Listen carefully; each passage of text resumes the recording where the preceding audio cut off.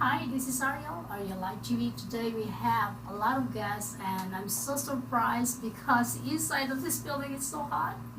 Oh my god, I'm getting hot.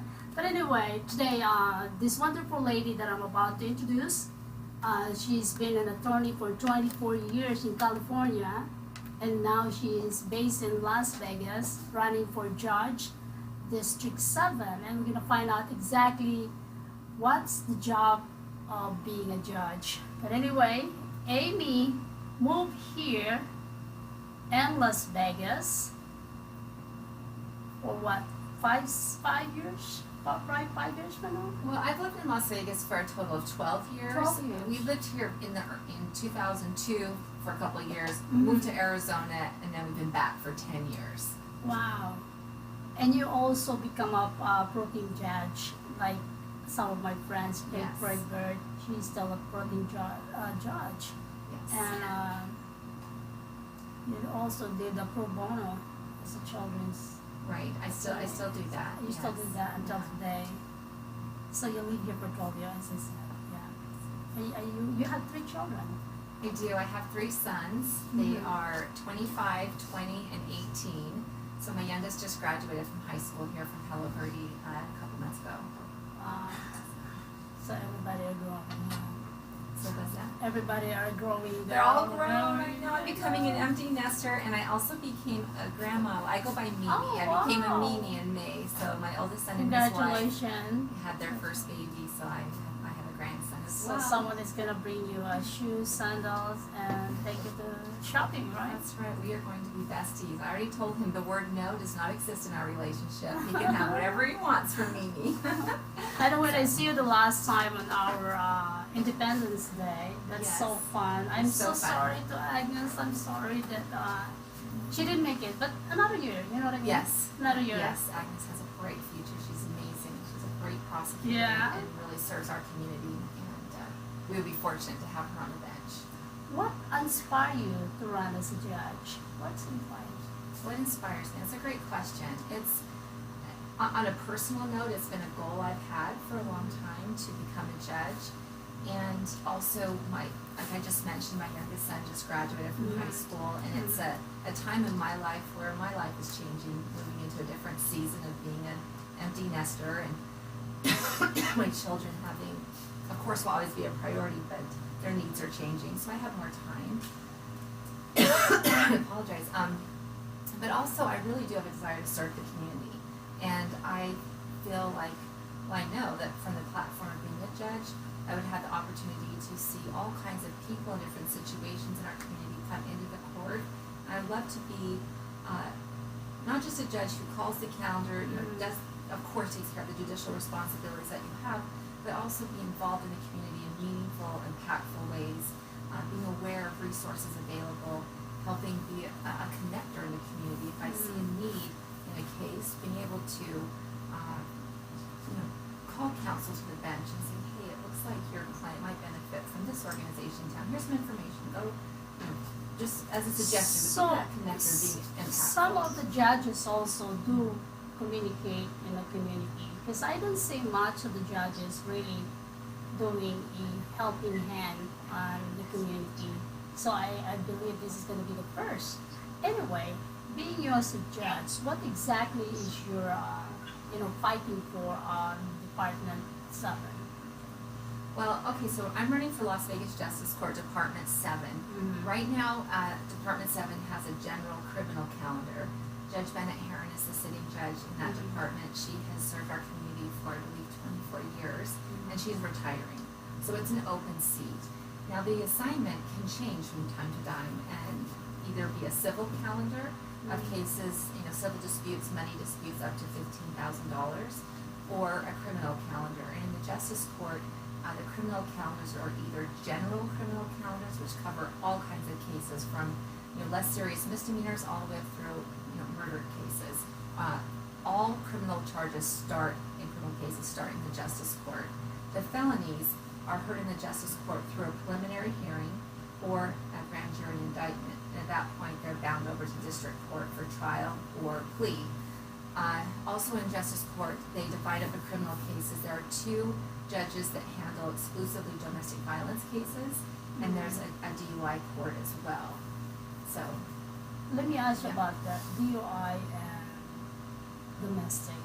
How do you base your how do you call this judgment? Let's say DUI. How do you proceed? Are you gonna fine them, or are you gonna put them in a mental health, or are you gonna put them in jail completely? Because some of the judges are very harsh. You get to remember that. So how do you judge that? well, every case has its own unique set of circumstances and facts. A different person before the court. As a judge, as judicial officers, we are obligated, our role is to listen to both sides, to take in the evidence and apply the law as written. We don't legislate from the bench, we apply the law as written to the facts before us. How about domestic violence? Because as you know, almost every day there is a violence, domestic violence, family, children. Right. And thing you know, they're already dead. Because some judges doesn't listen to what the crying, like I read the other day, a crying woman, please help me out, give the restraining order. But they didn't listen because the judge said they don't have enough evidence. So what the guy did, he came back home and killed everybody. Appropriate for me as a judicial candidate No, I'm to asking speak you- to a no, no, specific no. case or facts. No, I'm not. But- I'm just but- giving you right. an example. Being you as a Right. judge, how are you going to justify or judge them based on the case? For example, there is a young man, and it's a domestic violence, and then this woman is crying for help, but you say, "Oh, I didn't see much evidence." So how are you going to proceed? For example. Ariel, you're asking me a question that I specifically cannot answer. We have the judicial code of ethics, the canons that are rules we have to follow. One of them specifically says we cannot comment on issues that may come before the court. Understand, it's very likely I can have a domestic violence case before me. How do you call this? I'm just making fictitious. I understand that. Fiction, or how about the fiction? But or it still is whatever. an issue that could come before the court. But Alright. but let me finish. Sure. Because I want to be clear. I'm not trying to evade questions. Oh, no, but no. I do have yeah, to follow you have the right. the rules. Sure, of course. Of course. So, I understand.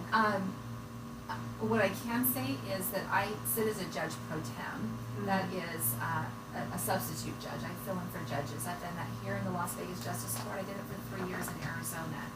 And what I do is I listen to the facts that are presented to me.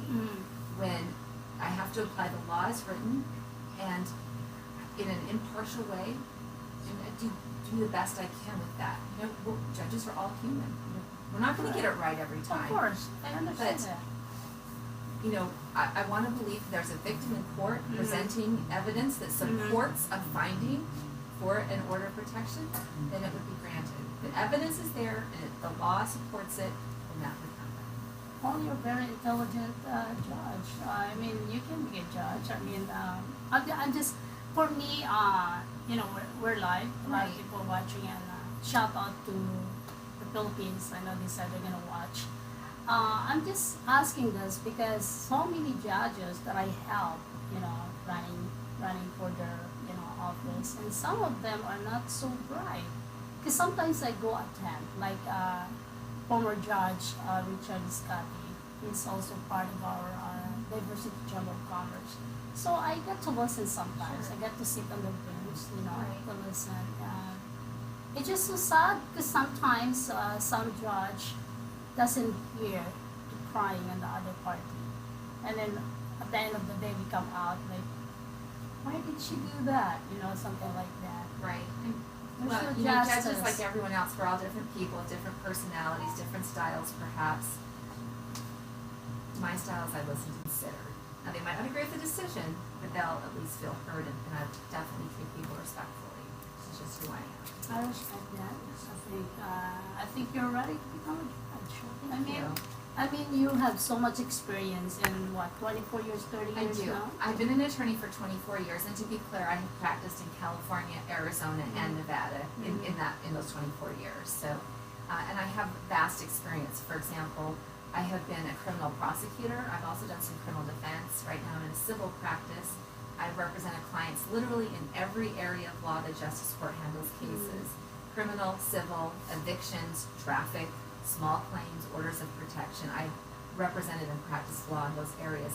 And I sit as a judge pro tem, so I have judicial experience. And I always like to say and mention that my favorite clients are the kiddos that I represent who are in foster care. I participate in the Children's Attorney Program. And that's something I have done for over 5 years. That wasn't something I just signed up to do real quick to throw on my resume to run for judge. I've been doing that since 2017. It's volunteer, it's pro bono, and it gives children in foster care a voice in the courtroom. We represent the child, what they want. The state takes care of the best interest of the child. The parents have their own attorneys. So the CAP attorney, we're called the Children's Attorney Project, the CAP attorney, we represent the child and what they want in this process. It's all about them and their life. And that is absolutely the most rewarding thing I've done with my legal career. And it's been an honor, quite frankly, to be able to give that service to our community. I think it's nice sometimes we need some judges or attorney get involved with that situation because you can actually mentor them, you know. They don't have to be scared whatsoever. And also, do you also suggest that they have to see counseling? Counseling. Oh, the children that I represent? Counseling also, mental health. Like all of that is, so that each case has a caseworker with family services, you know, caseworker, Department of Family and Child Services, and they make the arrangements for those kinds of appointments for, their physical health, their mental health, making sure their education's, being taken care of. And if it's not, then yes, I can speak up for the child and say, hey, this isn't happening. What can we do to make this happen? So, yes, I am the child's attorney. I represent the child and what they want and give them a voice in the process. I like that. That's so nice because we cannot be hard on children because sometimes their mind is like, they're children. They're children. And quite frankly, if we don't stand up for children, what do we stand for? Correct. We are not standing up for our children in our community. What do we really stand for? I mean, I'm very passionate about that. And this is a way I've found to serve children as an attorney. But throughout my life, I've been involved with children either as the favorite babysitter in the neighborhood, or I would organize the kids to put on plays. I worked as a nanny back east. I've worked in juvenile detention and during college and worked with kids in the juvenile system. It's something that I am truly passionate about. Well, I know you're gonna win as a judge. Don't forget Thank Amy you. Wilson. Invite them. But you. honestly, I think for explaining what you do and what else extra time that you're donating, I mean, you're more than welcome to be part of our diversity chamber. I would love that. Thank you. We want you to be one of the mentor. I mean, we're about to have the just like a community center. Well, I was so lucky enough to meet this young man later on that I'm going to be bringing here on the next show. And he's the CEO of Silver State Health here in Las Vegas. So they're actually funded by the government. So I think if you can help us out, mentoring some of, because what we're doing is we're partnering also with the Sick Jesus First divided, but we have also a different, diversity, because diversity is everybody. Everyone in our community is important. Yes, we don't discriminate them. My first project is basically Silver State collaborate with us, help to create a mobile shower so that we can shower the homeless. So that when we help that's great. them, Do you know that in the Las Vegas Justice Court we actually have a community court. Right now Judge Letizia is over the community court. No, I'm sorry, it's not Judge Letizia. She's over the Veterans Court. I think it's Judge Dotson is over the community court.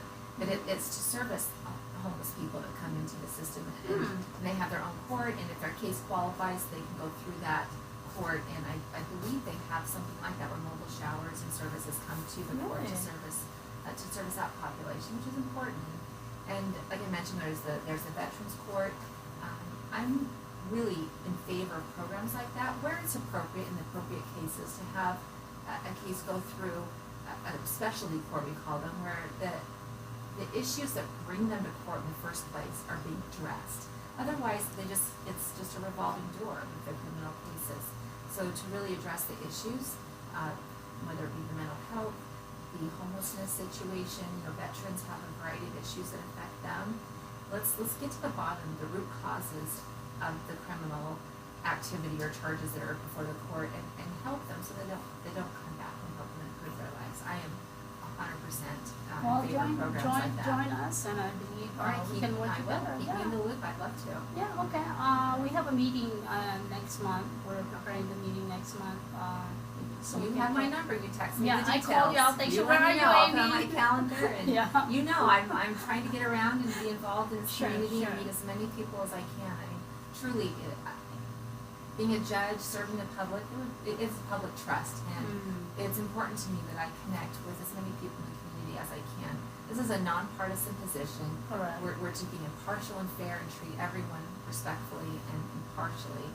And so often we hear, well, who are these people running for judge? There's just a name on the I know, the there's so ballot, or many. we see these Yeah. signs in the streets. So Yeah, I don't even love know to them. connect personally with people. Yeah. I mean, when I pass by West Flamingo, right? Of course, Amy. Amy, Of why don't course, you Amy. invite the That's right. community? Why don't you invite the community this coming? I think November is the Right. So it seems like it's a long ways I away, but it know, will huh? be here before we know it. It's November 8th is the general election. Early voting will start usually about 10 days before that. Everyone will mail the ballot again, like in the primary. You can mail your ballot back in, or you can go vote in person. But the general election is November 8th, and I very much appreciate everyone's support. I have a website with more information about me and my campaign. It's very simple to find. It's Amy Wilson for, spelled out F-O-R, judge.com. Amy Wilson for judge.com. So, I think I named you half Filipino, remember? You're you that. all adopted me, right? Yeah. So, June yes. 12, you become On June, Christian. was that when I was June- adopted? Yeah, that's Okay, June 12. June 12th, I was So adopted, and we all Amy- celebrated the Correct, the victory of the Independence new, Day. well, the Yeah. Independence Day, and then we had that big ball recently for the, Yes, for the the celebration. gala, The gala that was celebration. great, and you saw me in my I new know. Filipino dress. It's Actually- beautiful. Actually, I already know. They told me when we were in the store. Said, Uh-huh. oh, Amy, just And I was jealous, so I had to get one too. So So, I got the same, actually the same one as Agnes, except for mine's red. And she are you had gonna buy one. another one because there's a big event? It's gonna be August 6, 5, 4. It's nothing. I think I saw it on the calendar. You'll have to let me know. I get your ticket. It's one. If you just wanna attend the gala, it's only 125. But if you're gonna attend the whole, convention, that's 3 days, $300. Yeah, probably can't do 3 days with my schedule Gala right is now. good. But I do love the galas. Those are really So fun. that we So I can need to flush do that. our barrel Yes, yes, and it's been great. I mean, the Filipino community has been amazing. I've been embraced. I've been welcomed. You are vibrant. How are you going to be able to help the community? How are you going to be able to help the domestic? How are you going to be able to help this young generation, especially children, as you said, that's your passion, Yes. helping the kids. It really is, and really everyone. But I do have a special place in my heart for children. I always have. So, yes. I know we're a grandma now, right? I'm a grandma now. Mimi. Mimi doesn't sound as old as grandma. Mimi? So. Oh, Well, 'cause I just thought it was cute, and my name is Amy, so Mimi, and then I can put little hearts over the eyes when I write me little notes. Love me. that's so cute. But anyway, thank you so much for Alright, being here thank with you. me. And to do it again, what we need to do is we need to do it every week so that people can recognize you. Like I did to Richard. Richard, I think is planning, they're actually watching, Shout out to All everybody. right, shout out to everyone. Thank you. Thank you. Thank you so much. All right. You look lovely today. And you're half Filipino and half American. That's right. That's right. Well, thank you. But anyway, once again, Attorney Amy Wilson running for Justice Court Department 7. Don't forget, she's already half Asian, half American. I mean, I look like it, right? Right? The redheaded, fair-skinned, half Filipino. That's me. What's your nationality? You have many? Oh, jeez. Yes, I say I'm a Euromut. Well, a lot of the ancestry from England, but also some Scotland, a little bit of Irish in there too. So, yeah. Well, congratulations to that. And I know you're going to win because you got the Brunei.